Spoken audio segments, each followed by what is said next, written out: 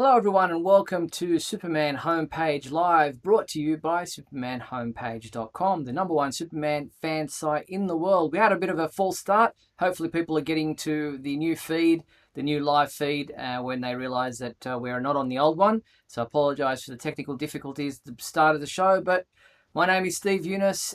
In this tonight's show, our December 13th, 2021 show, we're going to be covering a range of topics, including what's happening with Superman and Lois, the second season, a new trailer, some new photos. We're going to be talking about why Zack Snyder's Justice League was such a massive hit on Twitter.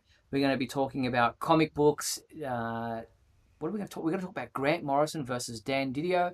We're going to be talking a few things. But to let you know how all that is, what's going to happen, how you can get involved, how you can be part of tonight's show, let me introduce you to my co-host, Mr. Michael Bailey. Hey, Mike. Hey, Steve. How's it going? Doing well, and yourself? I'm doing great. If you could share the screen in a second, that would be great, so I can see what you're seeing. Yes. Hopefully that won't blow this whole thing up. But no, I'm doing great. It's almost the holidays. I'm on vacation. Yeah. We got some depressing stuff to talk about, and then I get to rip into Dan DiDio later in the show. So I'm looking forward to that. So how do people get involved in tonight's show? Oh, it's really simple, because Superman Homepage Live is, as the show title suggests, live. We want to hear from the Superman fans that are watching us live right now on YouTube. No matter what stream we're on, you guys find us, and we do appreciate that. So, how do you get involved? Well, about halfway through the show, if we don't have a whole lot on the docket, we're going to start taking calls. And to do that, you're going to need Skype. Go to Skype, search for Superman Homepage, send us a message you'd like to chat with us live tonight. Now, a couple things, and these are important. One, wait for us to call you, because as is evidenced every week, this is all really spit and baling wire. Also, if you are using an external speaker to watch Superman Homepage Live, please mute that if we have you on, because we're on a bit of a delay, and that can make things difficult. Yes, indeed. And for those who are tuning in live via YouTube tonight, we encourage you to post in the comments, chat with fans who are already watching us live, have your say, ask questions. Michael and I will keep an eye on those as the show goes on, so get involved. But if you'd like your comment or question featured live on the screen during the show, that's called a super chat. All you have to do is click the dollar symbol there on YouTube. A slider will appear on your screen. You decide on the dollar amount you're willing to donate, and we will feature your comment or question on the screen as the show goes to air. And thank you to our patrons, John Patrick Van Pelt, Tina Murray, and Douglas Cheapham. We appreciate, Meacham, I should say. We appreciate your support. And yeah, don't call him cheap. No, Meacham. No. And we have a new sponsor. Thank you to our new sponsor. Thank you to our major sponsor, Blazed Candle Co. Do you know someone that has a dark sense of humor like the Joker? Or do you know someone with a positive attitude like Superman? I figured. Or maybe you're a little bit of both. If you answered yes to any of those questions, then you need to treat yourself or someone you love with a candle from Blazed Candle Co. They offer everything from dark sense of humor to positive uplifting candles. There is something for everyone. They even do custom orders. Place your order today at blazedcandleco.com or blazedcandleco.etsy.com, or use the QR code on the screen for all of their websites and social media. Blazed Candle Co. Lighten up. Yes, so thank you to Blazed Candle Co. John already doing a super chat asking saying that he saw the trailer for Superman Lois Season 2 during The Flash last week.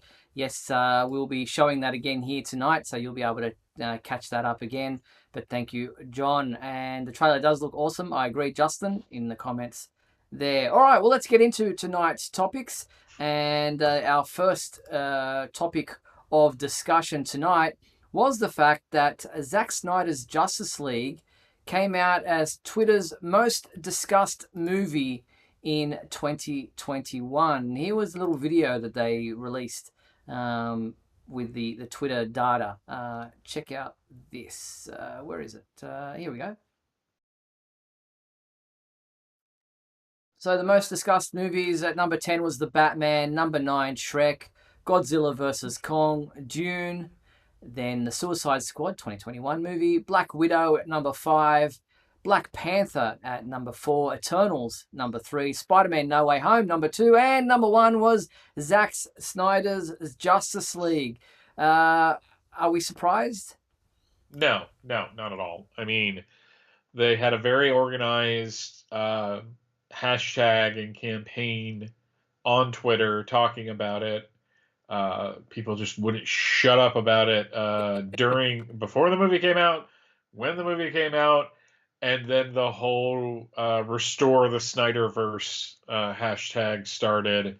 So I am surprised that Shrek uh, made it so high on the list, considering there wasn't a new Shrek movie this year. I mean, Black Panther makes sense because sadly Chadwick Yes. Boseman passed away. So that kind of made sense to me. And Spider-Man No Way Home, oh my God, the Twitter notifications I get from people I'm not even following, because that's what Twitter does, is just like it's not as bad as the Snyder people, but it's close. Yeah. But no, didn't surprise me at all. Yeah. And yeah, so it's obviously, the huge campaign. The social media aspect of Zack Snyder's Justice League was really the biggest part of its campaign, because Warner Brothers was accused of kind of burying the promotional material for it. The trailer was set on private for some reason after a while. So there was a little bit of controversy regarding the promotional material for it elsewhere, but definitely social media, considering, as you said, the hashtag was what drove the film being made and given money in the first place. It's no surprise that Twitter was the place where it was most discussed. Yeah, we can get that, but not, universal health care. But, that's none of my business. Oh, America. All right. In other movie news, Superman the Quest for Peace is not one of the favoured Christopher Reeve films, but Lives in the Pictures is holding another free online event for fans to get together to watch along with this film with visual effects supervisor Harrison Ellenshaw. On December 17th, Friday, December 17th, you'll be able to watch Superman 4 along at 8:30 p.m. GMT. What's that? What's GMT? Greenwich Mean Time. Greenwich. That's the the universal Yeah. time that you should be able to watch. Set your watches to. If you're interested to register, send an email to livesinthepictures@gmail.com along with your full name. And if you have any questions, you can send through questions to that email well ahead of time. Should do that so that those questions can be asked of Harrison Ellenshaw during the live watching of Superman 4: The Quest for Peace. Yeah, two things spring to mind there. One, and this isn't an insult, it's just kind of an observation. If Harrison Ellenshaw isn't British, I'm going to be very surprised, because that is an extremely upper crust British name. You picture it kind of as like the Harvard lockjaw. He talks like this. But he's probably a lovely individual. Nothing against him personally. But keeping with Ellenshaw, is this really the guy you want to talk to? Is this the guy you want to put in front of an internet audience? The visual effects supervisor on a movie where they cut the visual effects budget in half before they started making the film, and not only used flying effects from other films, they used flying effects from Supergirl. So, I mean, it's just, I don't know, like, that seems like unfair to him. Maybe he's like wants to come out and say, hey, listen, I had like $5 to do this movie, like, give me a break. Yeah, I hope so, because it's not that I'm not insulting him at all. They worked with what they had. Canon Films completely and utterly screwed them over. Though, to be fair, I'm starting to see a hashtag of release the Fury cut. Y'all, I'm just saying, having seen the extra scenes, it doesn't make the film better. It just makes it longer. Yes, indeed. So, were there any redeeming qualities for Superman 4 for you? I think it has the only phone booth change in any of the films.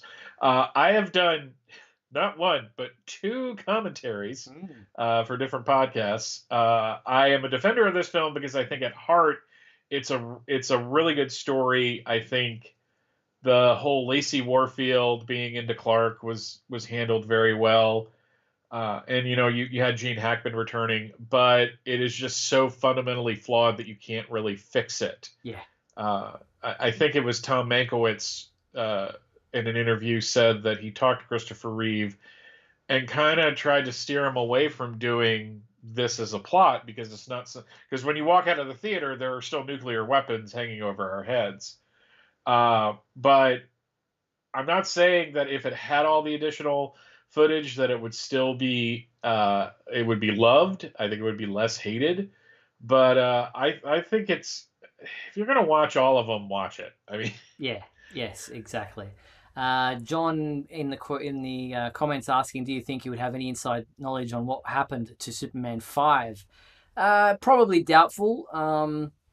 I don't imagine as a yeah, special because that effects one that supervisor. yeah, the Salkinds took back over for the development of Superman 5, so I don't know if he would have been a part of that. Mm. So yeah, doubtful that he would have any knowledge of what happened with the Superman 5 proposed idea for another film. Justin asking, what t-shirt am I wearing today? It's this Superman t-shirt. I think, Justin, being an Aussie, it was available in either a Kmart store here in Australia. I could be wrong there, but it might have been from elsewhere. But yeah, it's my wife picked it out for me today. She goes, "Oh, I don't usually wear a Superman shirt today." I said, "Yes." She goes, "Oh, I'm going to go pick out one for her." So this was the one No. from the cupboard. So dressed by Sonia today. All right, moving on.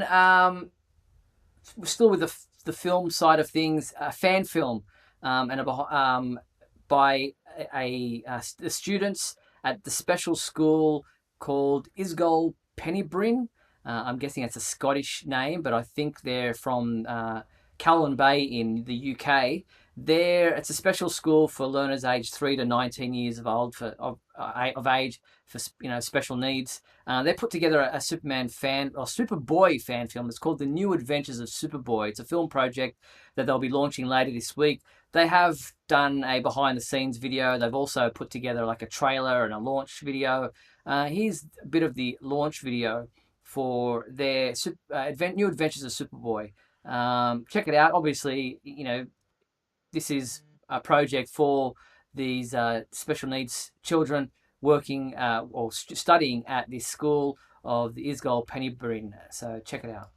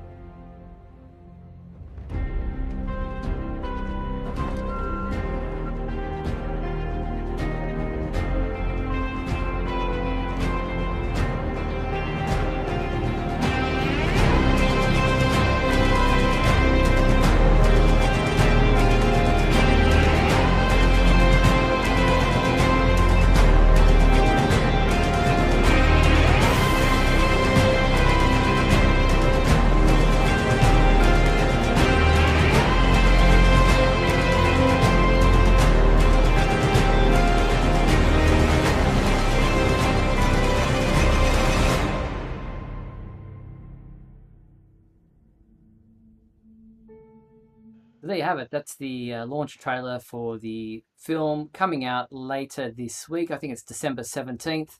the New Adventures of Superboy. So it's pretty cool what they have been able to achieve there.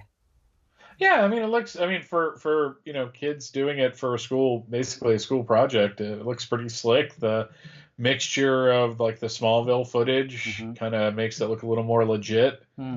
And the only thing that threw me off was the way they had the date at the end, but that's because I'm American and we don't do that. We put the month first. So I'm like, what month? Oh yeah, it's British 17th of December. Okay, very good. John saying, did they use a bit of the footage from Superman the movie in Smallville? I definitely saw Smallville footage there. Especially with the crash and the meteor shower and that kind of stuff. So yes, John, definitely some footage from Smallville there, and possibly some stuff from Superman the movie. Definitely the music from Superman the movie, and sorry, Man of Steel thrown in there. All right, so that's coming later this week. All right, turning our attention to the television side of things. Fans in the UK, as we mentioned last week, and the week before, finally getting the first season of Superman and Lois, and it's rated huge. I don't know if we mentioned this last week, but the ratings I think we might have kind of touched on it. Ratings for the first episode of Superman and Lois in the UK were huge. 19.5% of the audience for its time slot, which made them easily win the hour. Reported to have 2.7 million viewers, which eclipsed the 1.7 million figure reported for the CW's premiere in North America back in February. Yeah, I still remain stunned at that. That is just one. It's great for the show, but that's just on a sheer numbers level. That's just shocking. Yeah, it's amazing. It is. And BBC One obviously doing a good job of promoting it over there, and you can watch the whole first season on BBC iPlayer if you don't want to wait week to week. But each new episode does air there on. I think it's not sure what nights they air there, but it's doing really well. So congratulations to everyone involved in Superman and Lois. Who would have thought, nearly a year after its release elsewhere, that the UK premiere would do so well? Yeah, I mean that's just that. It, like I think that given how social media was and the people that I follow from who live in the UK were constantly complaining that they weren't getting the show. It doesn't surprise me that it did so well. I think they were really hungry for it. Indeed. And the news just keeps getting better for Superman and Lois, with the Motion Picture Association of Canada revealing that the economy in the local area reaped huge rewards hosting the production of Superman and Lois. The data released says that that Superman and Lois improved the British Columbia economy with over $95 million spent in province on the first season alone. Supposedly there were 1,220 jobs created in the area because of the show. It's just contributed approximately 137 million to the GDP of the 2020-2021 season. So that's a great reason to continue to have the show there. Yeah, I mean it's just I like hearing that because as somebody who lives in an area where the local economy is boosted by several production facilities being here. I always kind of like to hear that because it just creates so much for the small business and the chain stores, but for small businesses as well.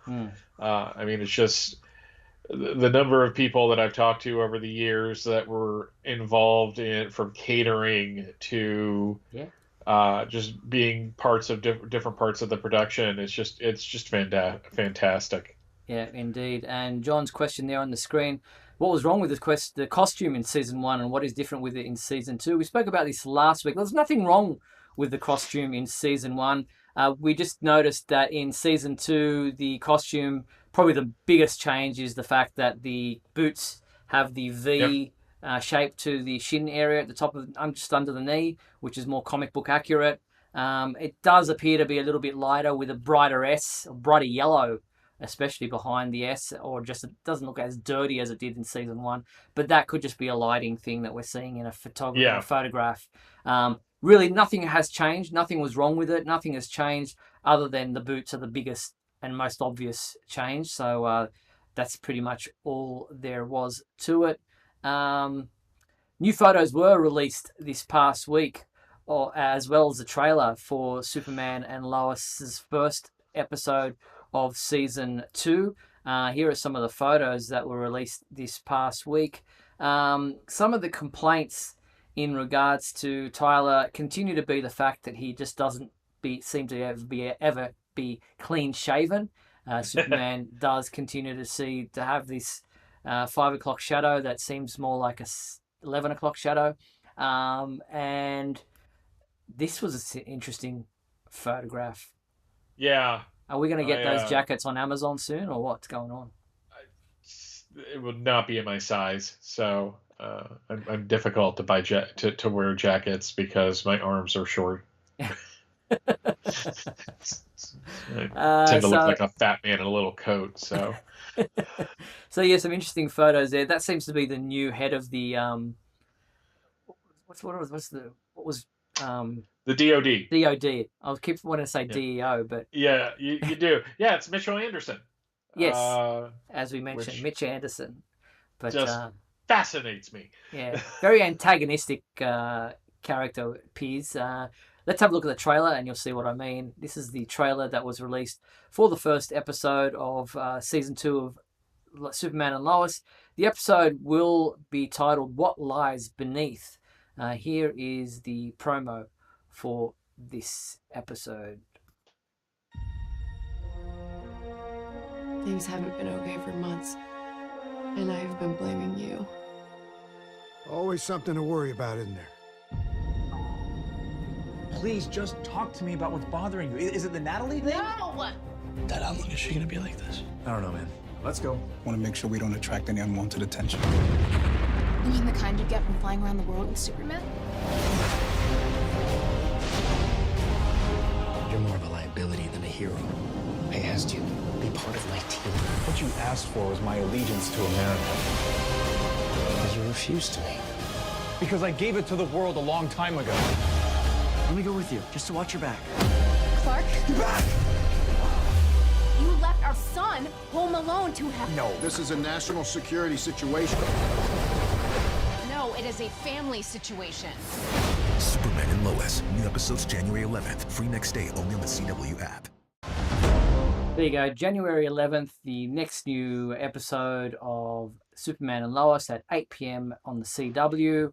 And I think it will be January 12th here in Australia. So looking forward to less than a month watching Superman and Lois back on our screens. Yeah, my first reaction to the trailer when I saw it was the CW always makes these things more dramatic than they really are. It's basically kind of like, somebody in print compared to what they said, where if you put an exclamation, my headphones a pair of headphones just fell on the floor. Apparently it didn't want me talking about this. It just seems really dramatic, where usually in the episode it's big, but it's not like as big as they're making it out in the trailer. Yeah. But no, I'm really excited. Gonna be apparently my Supergirl reviews were not the last reviews I'm gonna be writing for That's the right. homepage. You're gonna be back doing Superman and Lois reviews for the website, so looking forward to that. It'll be interesting to see your thoughts on the show. All right, that's Superman and Lois, as I said, returning January 11th at 8 p.m. on the CW for What Lies Beneath, the first episode back for season 2. All right, we are going to take a quick break. On the flip side, we're going to do the fan favourite segment of our show, This Week in History, and then get into some of the comic book discussion, along with the terrible news about the health of George Perez. We'll be back right after these messages. Don't go anywhere. We'll be back.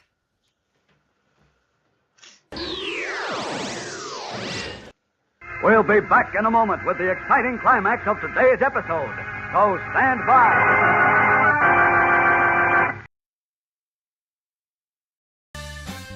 If you're enjoying Superman Homepage Live, then please like and share this video with your family and friends. Also, if you'd like to subscribe to our YouTube channel, then you can click on the bell to receive notifications whenever we post a new video. You can also join our YouTube membership program, just click the join button below. Or you can become a patron and support our website by going to patreon.com/Superman Homepage.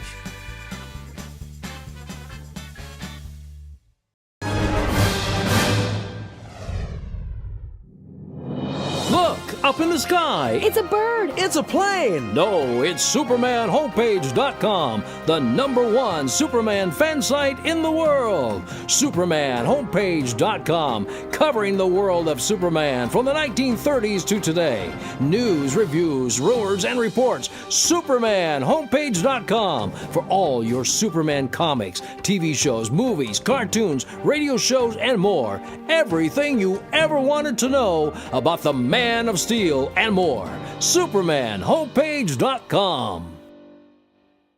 Thanks, Superman Homepage, for all the support over the years. I really appreciate it. I'm Matt Bomer, the voice of Superman and Superman Unbound, and this is the Superman Homepage. Right here on Superman Homepage. Faster than a bursting bubble, cleaner than a whistle. It's me, the Soaky Kid, with 2 brand new Soaky Fun Bath characters, Superman and Tennessee Tuxedo. Tennessee, penguins can't fly. I happen to be skydiving. Without a parachute? I knew I forgot something. Thanks, Superman. Look, 2 brand new Soaky toys. Great stars, it's me, Superman. And me, Tennessee Tuxedo. Time to wash up. Up, and away!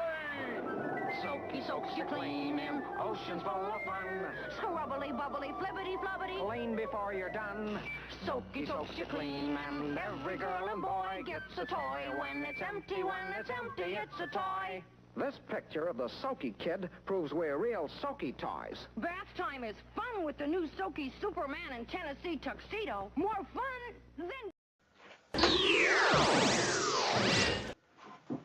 We're back on Superman Homepage Live.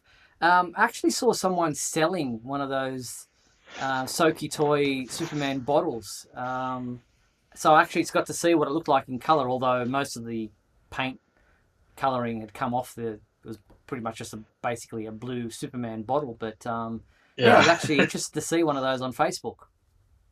Yeah, I sometimes think about like how many people kept those. Probably not many, because it's just not that John asking, what year was the Superman Soaky toy commercial made? I think it might have been, actually I'm seeing them in colour here now. It looks like 1960s. I would think so. It probably wouldn't be the 50s. No, I think it says here vintage 1960s Superman Soaky Colgate Palmolive bottle. So yeah, actually seeing something because Tennessee Tuxedo wasn't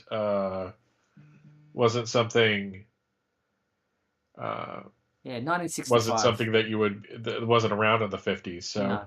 So 1965. That's the answer for you, John, right there. All right. As I mentioned before the break, we're going to do our fan favourite segment of the show.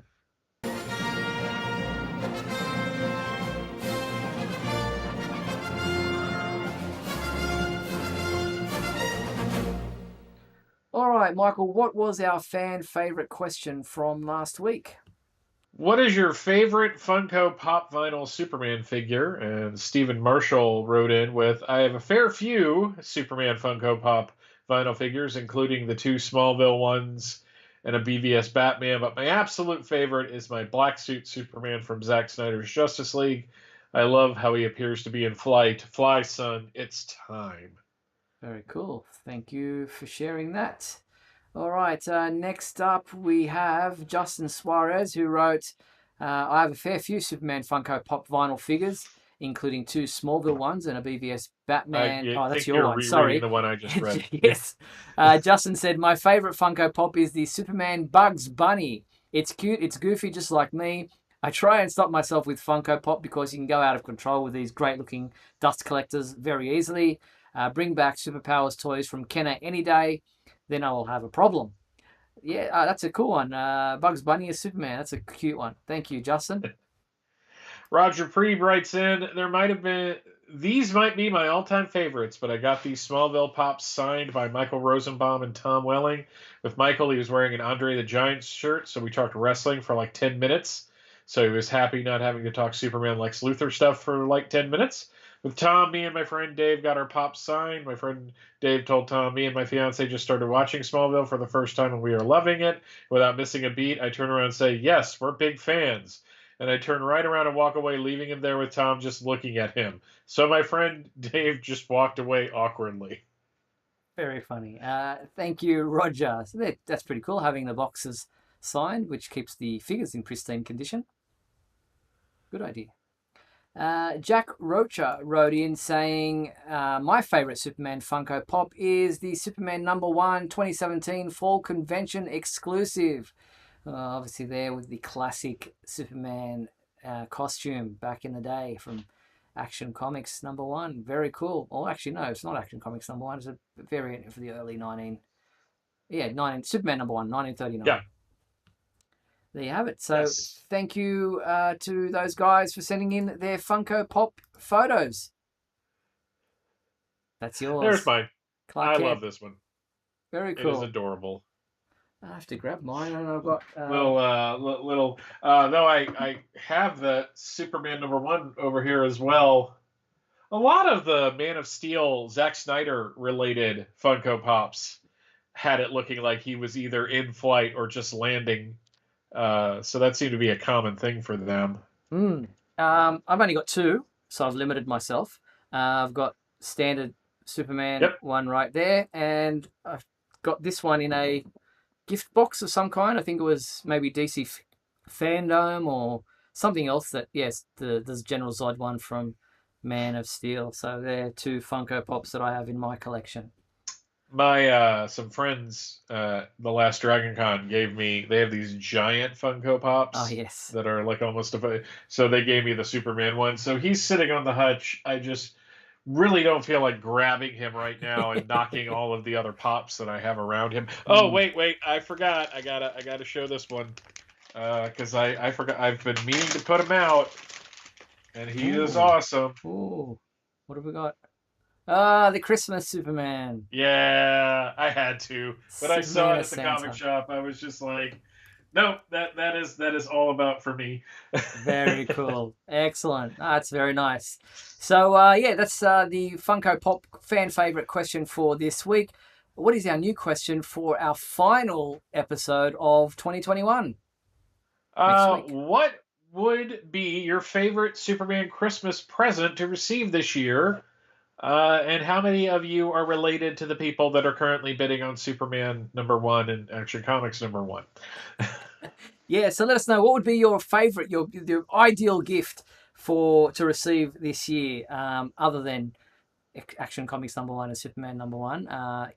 Let's keep it reasonable, unless you've got a millionaire uncle that you are hoping will buy you something, or a multi-millionaire uncle at that rate.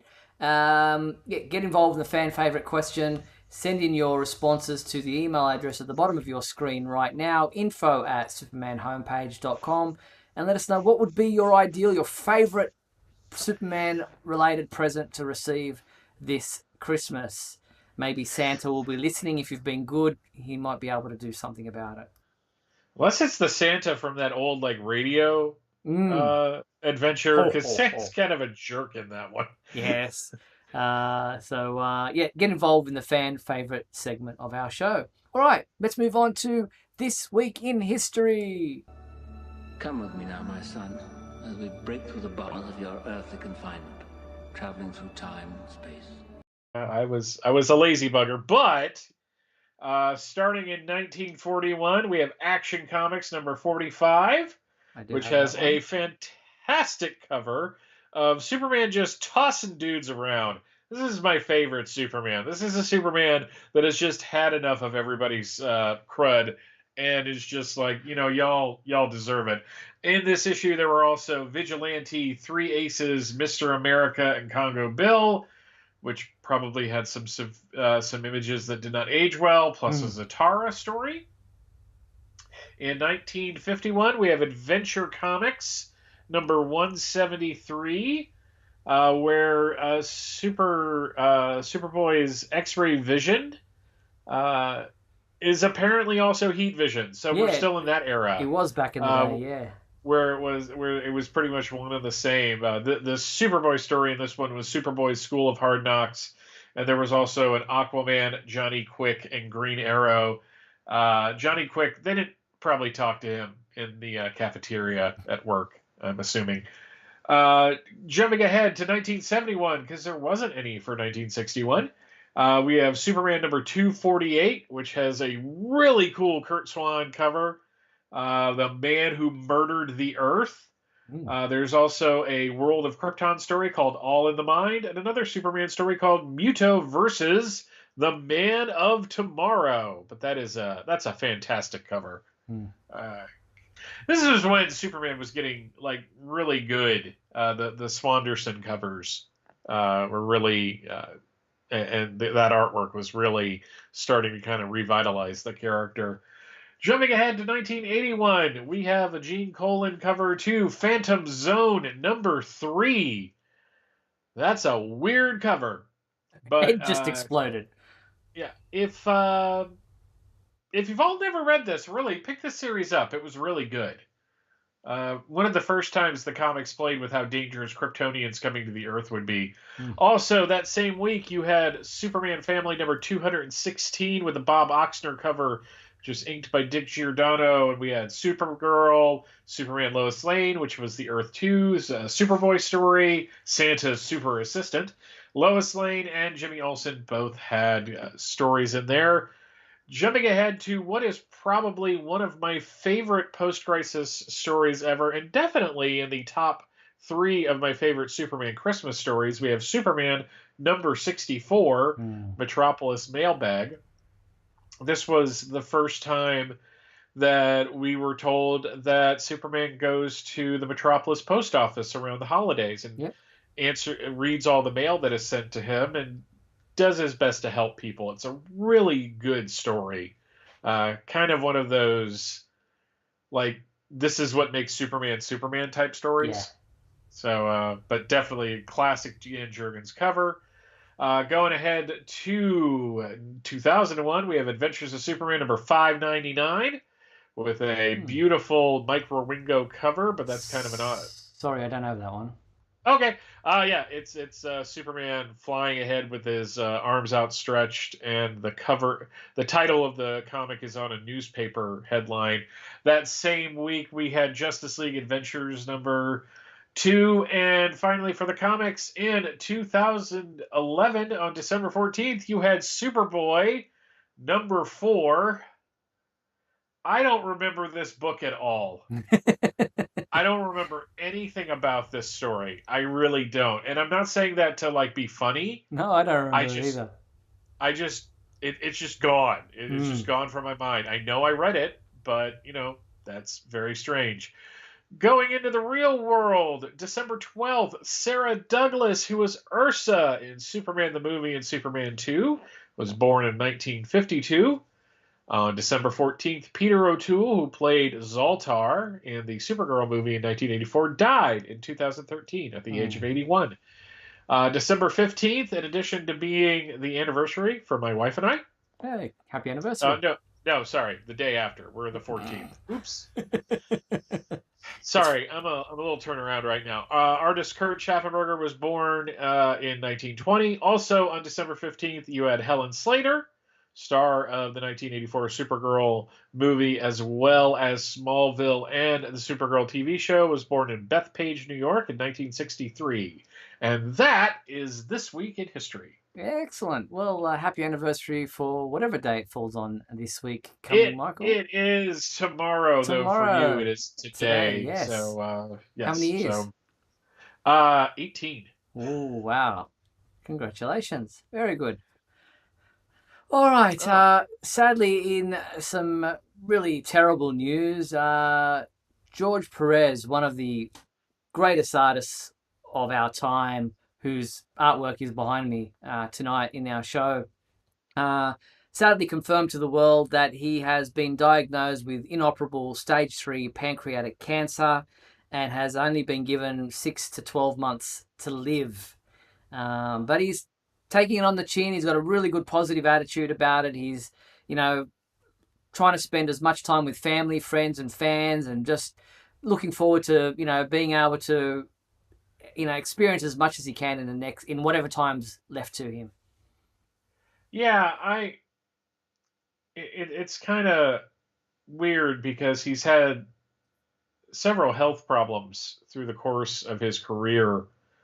And, he retired not too long ago. And the thing that struck me the most when this was revealed was how much, like, on Facebook and on Twitter, like, the outpouring and love of affection for George Perez was amazing. I've met him several times at Dragon Con. He's always a really nice guy.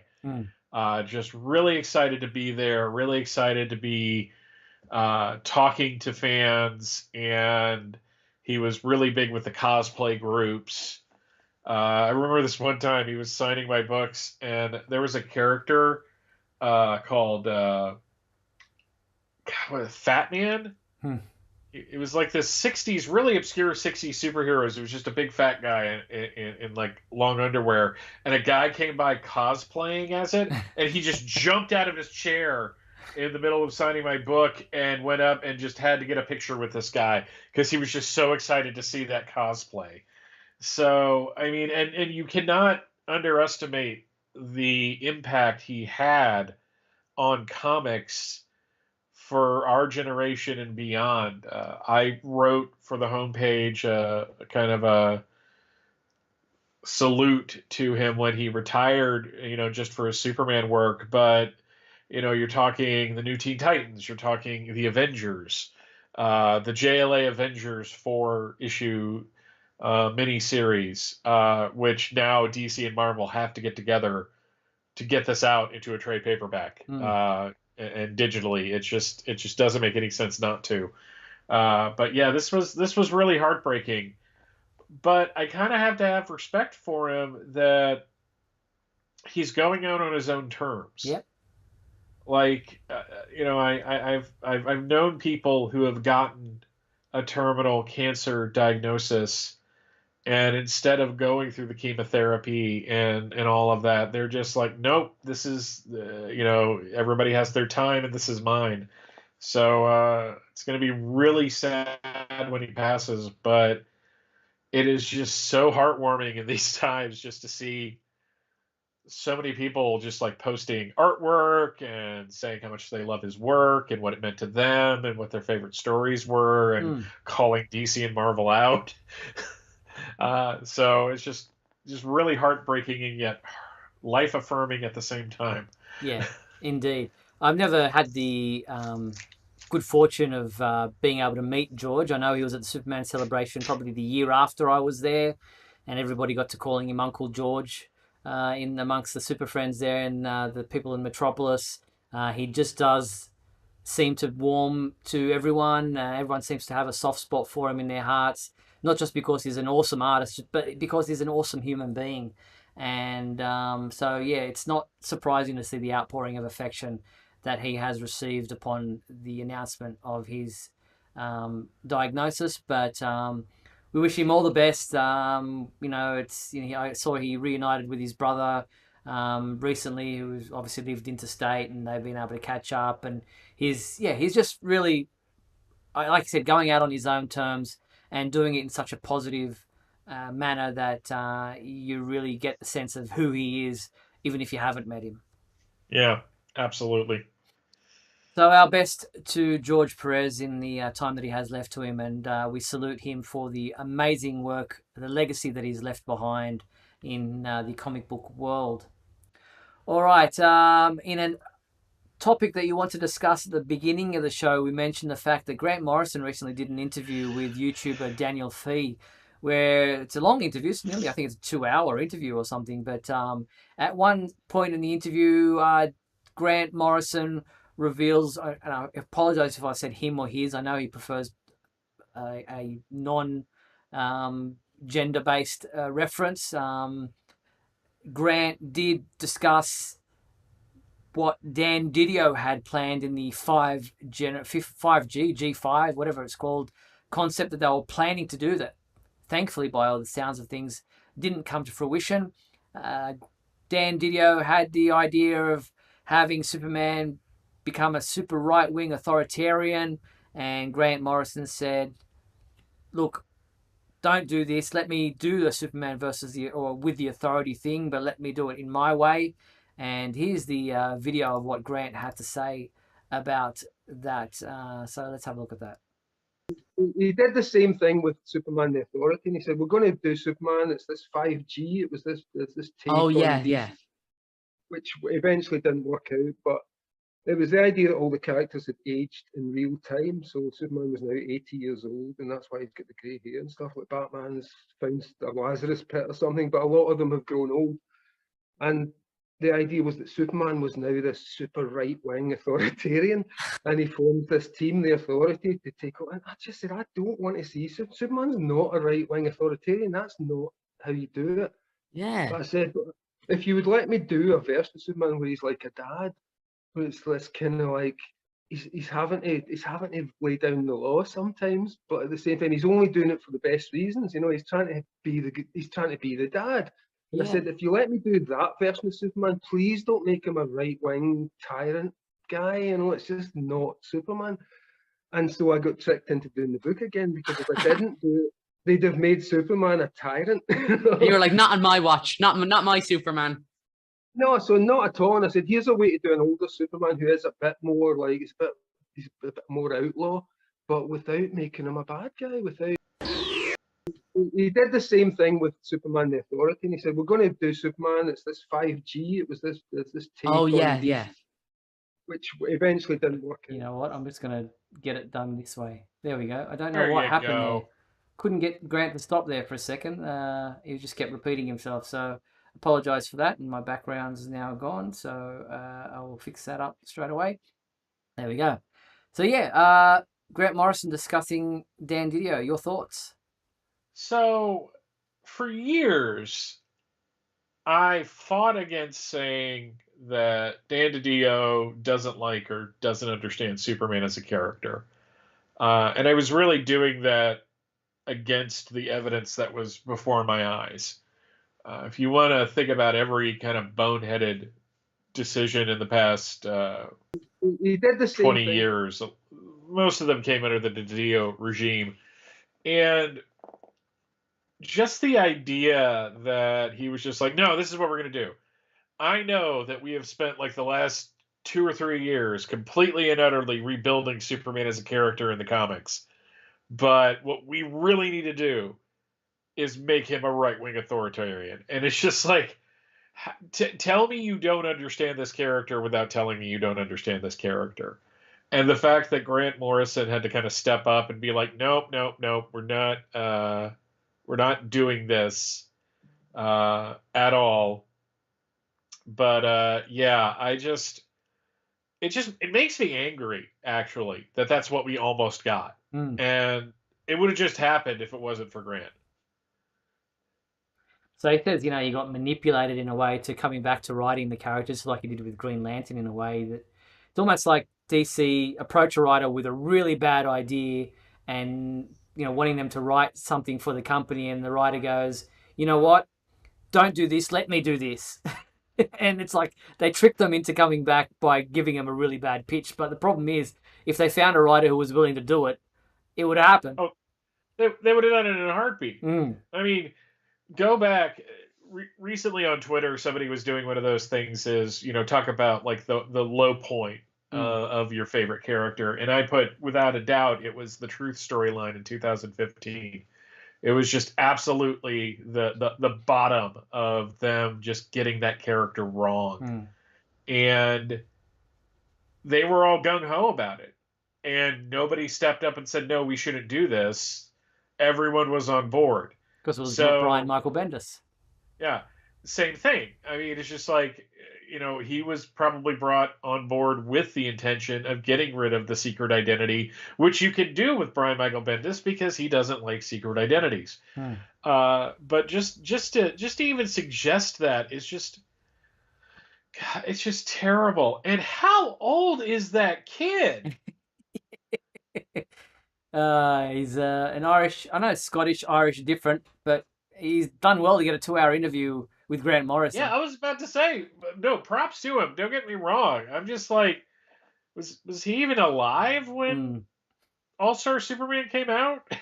I know it wasn't that long ago. I'm being sarcastic. And almost you need subtitles for Grant Morrison.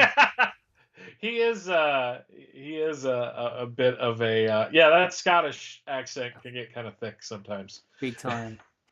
Speaking of accents, one that I understand, Tom Taylor, the Australian writer, has announced via Twitter this week that he has signed an exclusive contract with DC Comics. He said, I'm excited to announce that I have signed an exclusive contract with DC. I can't wait to share everything we have planned for the future. You'll see. Up, up, and away. Yeah, more power to him. I hope that the hat also got signed to an exclusive contract and that it's not going to be writing for other companies. Sorry, it's just like I just love that he has a signature look. Yeah, like that's it's his look. The facial hair and the hat. Yep. I mean, it's just like That's him. A really neat little action figure he has there on the desk. I like that. It looks like a new 52. Maybe not. No, because it's got red shorts. Yeah, I was about to say. It's very shiny. Yes, and he's got Star Wars figures there in the background. Obviously, he's written for a number of companies, including Marvel, with Friendly Neighborhood Spider-Man and X-Men Red. So to have him as an exclusive writer for DC, not sure for how long. I do believe that I'm in line to interview him in this next week. So I hope to ask him that question about his contract. Finally, exactly. All right, this is what's available for comic book fans this week if you're reading Superman-related comic books, and I've got to say there isn't a lot. There is this special, this 'Tis the Season to Be Freezing. It's an 80-page giant one-shot. Superman is there on the cover. I do believe there is a Superman or Bizarro story inside. It is available in a variant cover, but obviously Harley Quinn is the focus. Then there's the 4th issue of the 7-issue miniseries Titans United, which does have Superboy involved. I believe Connor Kent Superboy involved in that. And that's it. That is all that is available this week for comic book fans in the Superman world of things. You mean we're not doing a Christmas special where it's in a post-apocalyptic world? No, I guess 'Tis the Season to Be Freezing is probably the closest you're going to get. Well, what happened, DC? Aren't we dark anymore? Please say no. Please say we're not. And, it's not going to make me come back, but it'll make me like you better. Now, quickly before we wrap up, there is a... talking of Tom Taylor, and I didn't realize that he and Nicola Scott actually were the creators of Val-Zod. The modern version. Yeah, so... He's having his own exclusive Lego figure coming out as part of the new edition of the Lego DC Character Encyclopedia, which is available to order now. A Val-Zod Earth to Superman inside with this book. How cool is that? Awesome! That's great. Right as he is on the precipice of getting a TV show, so it's everything's coming up Val-Zod. Yes, so that's a new figure that you can get in that book. I imagine sales will be doing pretty well just to get the figure alone. And then there's a number of figures and statues coming out that I'll just quickly have a look at. So we've mentioned that. There is the Beast Kingdom Dark Side coming out soon. There's also the Daffy Duck. Just close that. Now available to pre-order. Daffy Duck as Superman figure is available to order as well, pre-order from Iron Studios. So a couple of figures there that you might want to check out. Links are available through our website. But that is pretty much it for tonight's episode of Superman Homepage Live. We hope you've enjoyed watching tonight's show. Thank you again to our sponsor. I've already forgotten their name. The Blazed Candle Co. So blazedcandleco.com. And thank you to our patrons, Douglas Meacham, John Patrick Van Pelt, and Tina Murray. Remember, if you've missed part of the show, want to tune in, watch it all again, you'll be able to do that both on our YouTube channel and our supermanhomepage.com website. But Michael and I will be back for our final show of 2021 next week on December 20th at 7:30 p.m. Pacific time for another edition of Superman Homepage Live. We'll hope you'll join us then. Until then, make sure you check out supermanhomepage.com for all your daily news updates surrounding the Man of Steel. Thank you to my co-host, Mr. Michael Bailey. Happy anniversary again for tomorrow, Michael. Thank you, and pleasure as always. And for now, I'm Steve Eunice. Thanks for watching Superman Homepage Live. Catch you next week. Bye.